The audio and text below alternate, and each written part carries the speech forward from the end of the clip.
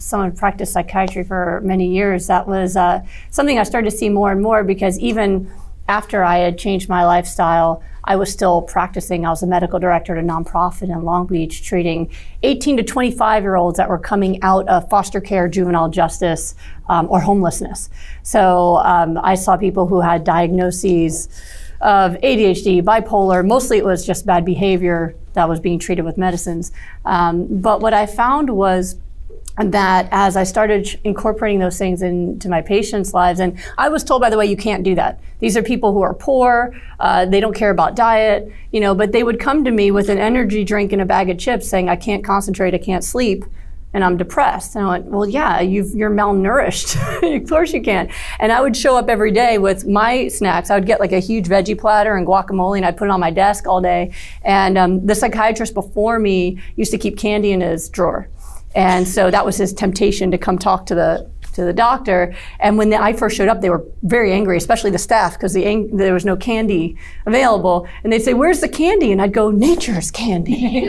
I have all my fruit and stuff, and they would roll their eyes. But the good information was that, I was told this wouldn't matter to them, but they were curious. What is that? It's a red pepper. That's a thing? Yeah, try it, But we found that it makes an enormous difference when somebody's brain is nourished properly. Now, it was harder with that population, but I also had private practice as well.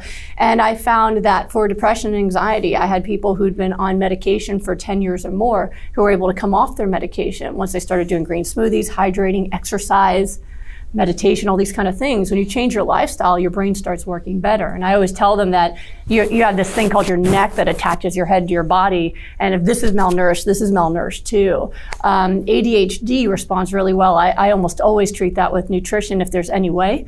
And what they found is things like omega-3 fatty acids are just as beneficial as using stimulant medication in children. Well, why wouldn't we use omega-3 fatty acids instead?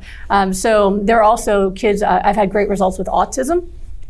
People with autism and ADHD, they tend to just be more sensitive, especially to processed foods and to meat, dairy products, all those things. So I had someone recently with rheumatoid arthritis with autism. He was 17 who did my program, and his rheumatoid arthritis went away and his autism got better too at the same time. So all of those things. The most remarkable case I had actually was at the nonprofit. He was a 20-year-old with schizophrenia, had paranoid schizophrenia. They had him on double the dose of antipsychotics that I would normally recommend. I spent a lot of time taking people down off of unusual and unhealthy amounts of meds. But he was extremely intelligent, and he was very interested in what I knew about diet. And so he switched to eating a plant-based diet, not even as nourishing as what I teach for people trying to reverse autoimmune disease, but eating beans and grains and things like that. And within about 6 months, we had him off of his schizophrenia medicine, and he had no paranoia. And he had severe paranoia. He was someone that he couldn't even eat unless he watched him make the food because he thought he was being poisoned. He had no voices, he had no paranoia, he was off his medicines, and was able to maintain that up until the organization, the nonprofit I worked for, we did a lot for the community. So we would take these, I called them kids, but these young adults on camping trips, like take them on things out in the world to have fun. And he went on the camping trip, and all they ate was barbecued hot dogs and hamburgers. And that weekend, he became extremely paranoid, had to go to the hospital, and was put back on medication again. So it was, it's been very hard for me to get folks with severe mental illness to change their diet, because one of the main symptoms of schizophrenia and depression are lack of motivation, right? That's one of the key symptoms. So it's very hard to get them to do it, but when they do it, it's extraordinarily powerful.